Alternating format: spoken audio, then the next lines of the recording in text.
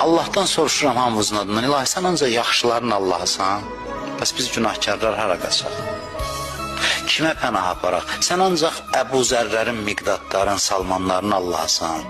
Ancaq Əvəlfəzlərin, Həbiblərin, Qasimlərin. Bəs biz günahkarlar hara gedək? Belə bir mənzərə təsəvvür eləyin. Atanın məsələn nə qədər uşağı var, birini götürüb qucağına, başına sığal çəkir, hə? O bir uşaq həsrətlə baxır ki, mən sənin oğlun deyiləm. Məni də götür. O da deyir, gəl oğlum, sənin də atanam mən. Sən elə tək arzulayardın. Mən elə bildim, sən istəmirsən. Sən istədin, gəl. Allah da bəzi bəndələrini nəvaziş edir. Biz də həsrətlə baxaq ki, bəs mən sənin bəndən deyiləm. Məni ağuşuva almırsan, məni qucağıma almırsan, Allah deyər, sən də bəndəmsən, vallah.